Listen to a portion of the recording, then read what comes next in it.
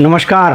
Cockroach शब्द या cockroach जिस प्रकार से किचन में महिलाओं को डराती थी, बच्चों को डराती, वही कॉकरोच आज पूरे देश के सभी सिस्टम को डरा रही है। स्वयं chief justice of India justice Suryakant ने भी नहीं सोचा होगा कि उनके द्वारा कहे गए या युवाओं को संबोधित करते हुए ओरल ऑब्जर्वेशन में, जिसमें उन्होंने बेरोजगार युवाओं को कॉकरोच कहा और कहा कि ये लोग न किसी प्रोफेशन में जाते हैं, इनको नौकरी नहीं मिलती है, तो ये कॉकरोच हैं और ये सोशल मीडिया बन जाते हैं, मीडिया बन जाते हैं, आरटीआई एक्टिविस्ट बन जाते हैं और एक्टिविस्ट बन जाते हैं और पूरे सिस्टम को अटैक करते हैं। Like cockroaches, they don't get any employment, they don't have any place in profession. Some of them become media, some of them become social media, some of them become RTI activists, some of them become another activist, and they start attacking everyone. And you people file contempt petition because High Court is not taking up the matter of as if there are already parasites in society who attack you people, you attack the system, and you want to join hands with them. यद्यपि इन्होंने बाद में अपनी सफाई भी दी, लेकिन कहते हैं कि तीर कमान से और शब्द जुबान से अगर एक बार निकल जाए तो वापस नहीं आते। उसके बाद अभिजीत दीपके नामक एक युवक ने कॉकरोच जनता पार्टी करके एक सोशल मीडिया पर एक मीम डाला, एक सटायर डाला, एक व्यंग डाला और धीरे धीरे यह कॉकरोच जनता पार्टी के नाम से एक social media sensation, social media पर एक आंदोलन का स्वरूप अख्तियार कर लिया और देखते देखते बरसों पुरानी कथित रूप से दुनिया की सबसे बड़ी political party Bharatiya Janata party के फॉलोअर्स से ज़्यादा हो गया। 20 मिलियन तक इसके सब्सक्रिप्शन चले गए। जैसा सरकारें नासमझी करती है, इसके अकाउंट को ब्लॉक किया गया, डीएक्टिवेट किया गया और अब न जाने कितने अकाउंट खुल गए हैं इस नाम से कि स्वयं अभिजीत दीपके को भी शायद पता न होगा। एक छोटा सा व्यंग पूरे देश में इतना बड़ा हलचल पैदा कर देगा कि पूरा system, executive, legislature, judiciary, even press इससे सहम जाए, कभी किसी ने सोचा नहीं था। दोस्तों, व्यंग का और इस तरह के सिंबॉलिक प्रोटेस्ट का एक लंबा चौड़ा इतिहास रहा है और यदि आप विश्व में घटित महत्वपूर्ण घटनाओं को देखेंगे तो पाएंगे कि दुनिया में जहाँ कहीं भी असंतोष, बेरोजगारी, गुस्सा, सिस्टम के प्रति आक्रोश होता है, वहाँ इस तरह के आंदोलन हो जाते हैं। मुझको नहीं मालूम है कि यह कॉकरोच जनता पार्टी कोई पॉलिटिकल मूवमेंट का स्वरूप लेगा न लेगा। मुझको नहीं मालूम है कि इस कॉकरोच जनता पार्टी का क्या भविष्य होगा, लेकिन एक चीज़ तो बता दिया है तो सरकारों को समझना चाहिए कि इस देश में युवाओं में, बेरोजगारों में या इवन आम आदमी में सिस्टम के प्रति, सरकारों के प्रति और पॉलिटिकल क्लास, इवन जुडिशरी के प्रति अथाह गुस्सा है, बेपनाह नफरत है और यदि इसको ठीक नहीं किया गया तो कदाचित यह कॉकरोच वाला मूवमेंट पूरे देश में वैसे ही फैल जाएगा जैसे गंदगी के कारण कॉकरोच कब्जा कर लेता है किसी इलाके को। मैं आज सर्बिया की एक घटना बताता हूँ। सर्बिया में कम्युनिस्ट शासन था और स्लोबोदान मिलोसेविच वहाँ के शासक थे। वो एक तानाशाह थे और एक प्रदर्शन वहाँ शुरू हुआ 98 में, यदि मुझे ठीक से याद हो तो बेलग्राद यूनिवर्सिटी में कुछ युवाओं ने एक आंदोलन शुरू किया, बैरल प्रोटेस्ट भी बोलते हैं उसको। इस बैरल प्रोटेस्ट के बाद वहाँ कैसे एक ड्रम रख दिया युवाओं ने और उस ड्रम पर लिख दिया कि मैं स्लोबोदान मिलोसेविच हूँ, इसमें एक सिक्का डालो और इस ड्रम को पीटो। यह एक छोटा सा व्यंग था जो बेलग्राद की सड़क पर, चौराहे पर स्टूडेंट्स मूवमेंट वाले लोगों ने रखा था और धीरे धीरे लोग उसमें सिक्का डालते गए, एक दिनार डालते गए और तानाशाह को पीटते गए। धीरे धीरे यह आंदोलन बढ़ता चला गया और इतना बड़ा रुख अख्तियार कर लिया कि अक्टूबर 2000 में स्लोबोदान मिलोसेविच को सत्ता छोड़ना पड़ा। सो मच सो अपने महल से भाग गया। पुलिस और आर्मी भी उसका आदेश नहीं मानी इन लोगों ने भी हथियार डाल दिए और स्टूडेंट्स पर, युवाओं पर गोली नहीं चलाई। आइए इस विषय पर आपसे बात करते हैं। ये दिलचस्प किस्सा है, राजनीतिक घटना है और ऐतिहासिक तथ्य है। पहले हम आपको ये बताते हैं कि ये घटनाक्रम कैसे हुआ।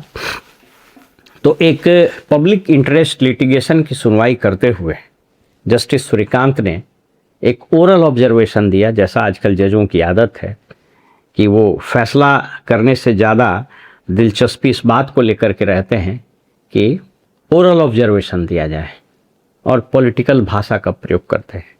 इस पर उन्होंने अटैक करते हुए कॉकरोच से, युवाओं की कॉकरोच से तुलना कर दी।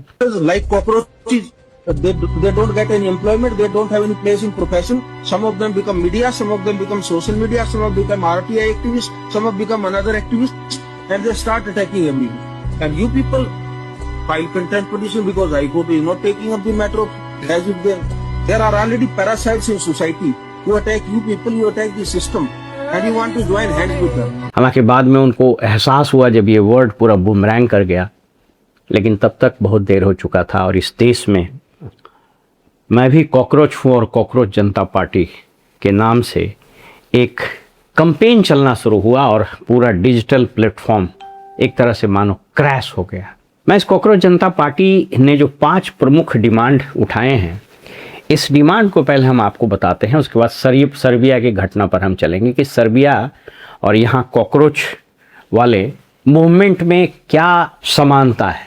कहीं हिंदुस्तान में कॉकरोच मूवमेंट जैसे सर्बिया में तानाशाह स्लोबोदान मिलोसेविच को हटा दिया, तो कहीं ऐसा तो नहीं है कि इस देश में भी यह मूवमेंट पॉलिटिकल सिस्टम को, यहाँ के इंस्टीट्यूशन को हिला करके रख देगा।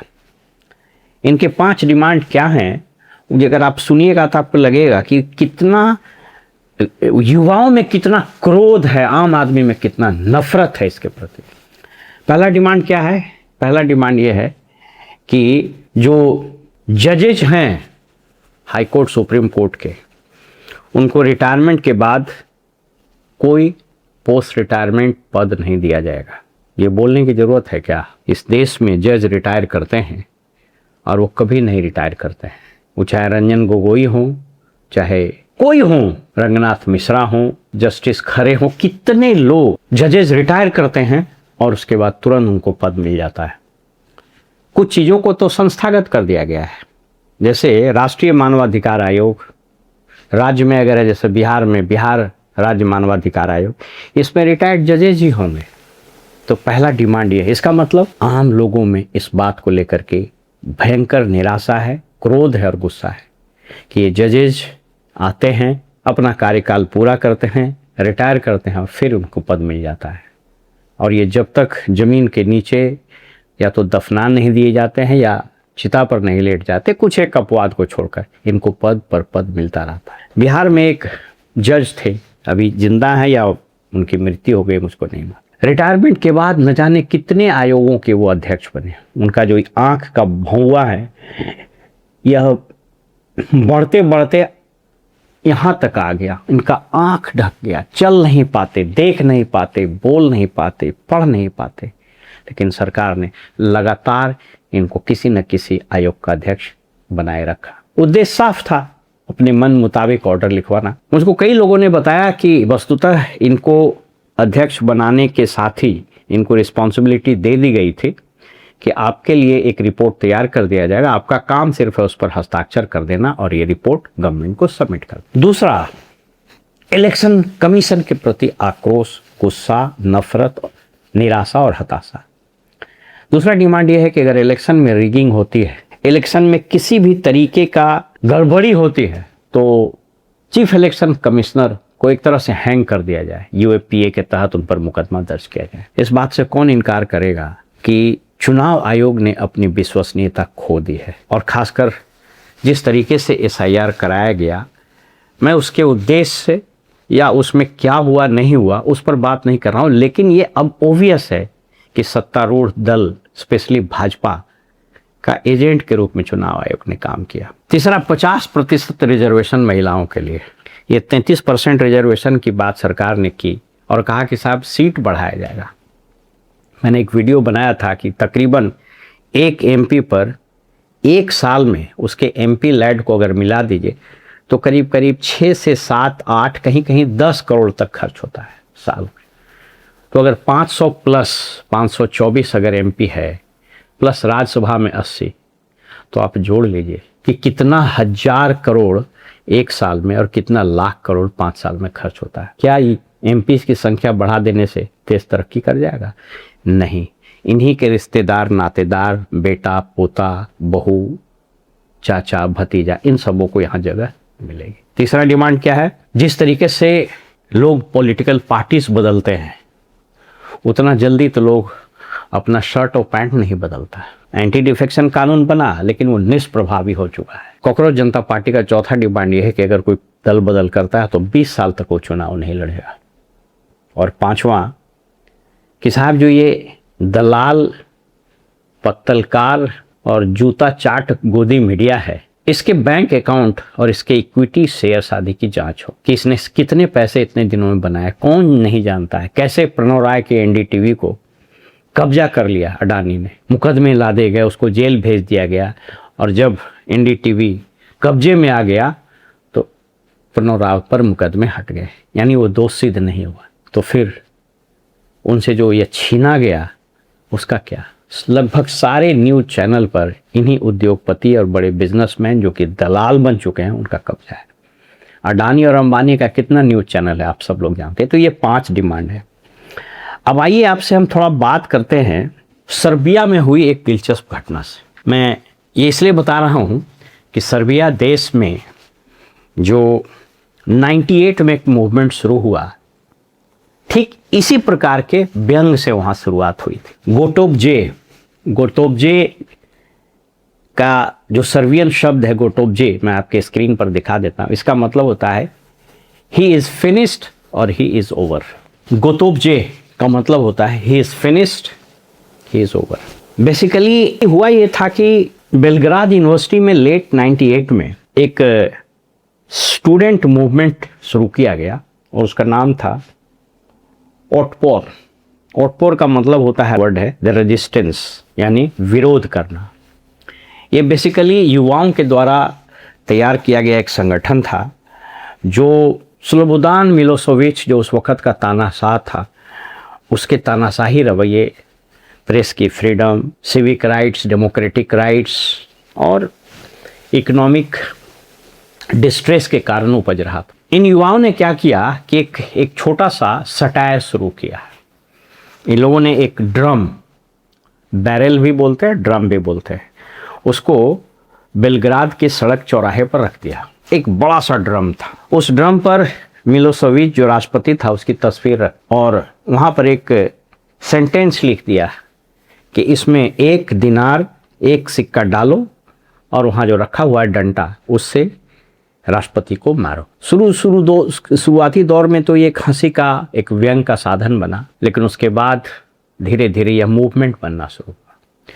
पुलिस के सामने ये समस्या थी कि साहब वो किसको गिरफ्तार करे, कोई वायलेंस तो हो नहीं रहा था। तो अंततोगत्वा पुलिस आई और उसने उस ड्रम को उठाकर गाड़ी में रखा और वहाँ से लेके चले गए। तो साहब एक स्लोगन चलने लगा कि ड्रम को गिरफ्तार कर लिया, ड्रम को गिरफ्तार कर लिया।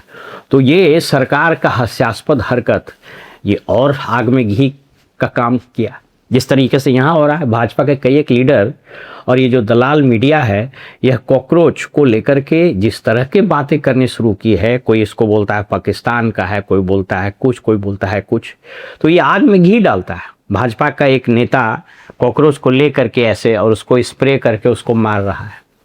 तो ये सबसे चीज़ें और भड़कती है। और ये आप देख लीजिए, ये कदाचित बड़ा दिलचस्प बात है कि दुनिया भर में इस तरह की घटनाएं जो होती है उसमें कितनी सिमिलरिटी होती है। दुनिया में भूभाग अलग हो सकते हैं, लेकिन जो लोग प्रताड़ित हो रहे हैं, जो लोग सिस्टम से परेशान हैं, जो लोग सिस्टम से तबाह हैं, जिनके मन में निराशा है, हताशा है, गुस्सा है, वो सब एक ही तरीके से बिहेव करते हैं। और अंततोगत्वा यह मूवमेंट इतना बड़ा, इतना तेज़ी से बढ़ा कि करते करते जो सर्बिया का ओटपोर मूवमेंट है वह फाइनली अक्टूबर 2000 में अपने क्लाइमेक्स पर आ गया। स्लोबोदान मिलोसेविच ने आर्मी को, पुलिस को गोली चलाने का, इस आंदोलन को कुचलने का आदेश दिया, लेकिन पुलिस और आर्मी ने ऐसा करने से मना कर दिया। इनका आंदोलन बिल्कुल अहिंसक यानी नॉन वायलेंट था और इनका प्रोटेस्ट किसी व्यक्ति के विरुद्ध, इनका प्रोटेस्ट जो है बेसिकली सिस्टम के अगेंस्ट था। मिलोसेविच तो एक चूँकि हेड ऑफ द स्टेट था तो उसके प्रति था ही। और मज़ेदार बात है कि ये जो ऑटपोर मूवमेंट था इसका कोई लीडर नहीं था। बेशक मैं कॉकरोच मूवमेंट को ऑटपोर मूवमेंट से तुलना नहीं कर रहा हूँ, दोनों में समानता भी ड्रॉ नहीं कर रहा हूँ। मैं सिर्फ इतना कह रहा हूँ कि दुनिया में इतिहास गवाह है कि जो व्यंग कर देता है, जो एक कार्टून कर देता है, वो कई बार कोई किताब भी नहीं कर पाता है।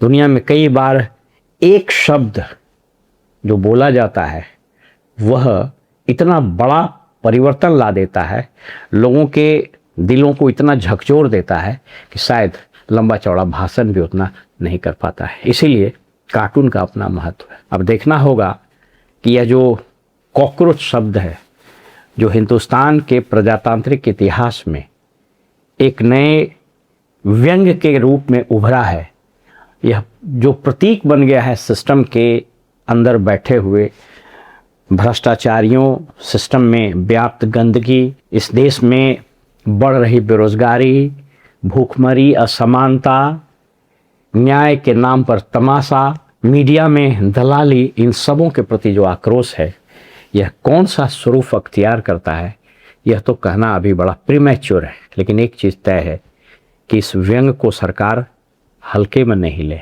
यह व्यंग सरकार के लिए, समाज के लिए, न्यायपालिका के लिए, व्यवस्थापिका के लिए, कार्यपालिका के लिए और अपनी प्रेस के लिए, ये सब के लिए एक चेतावनी है और एक सबक है। इस संबंध में आप क्या सोचते हैं? आप अपना सुझाव, अपना कमेंट हमें ज़रूर दें। और एक निवेदन, मेरा एक छोटा सा प्रयास है जो मैं अपने सीमित संसाधनों में कर रहा हूँ, इसलिए एक अनुरोध जरूर होगा कि यदि यह वीडियो अच्छा लगे तो इसको लाइक करें, मेरे चैनल को सब्सक्राइब करें और लोगों को शेयर करें।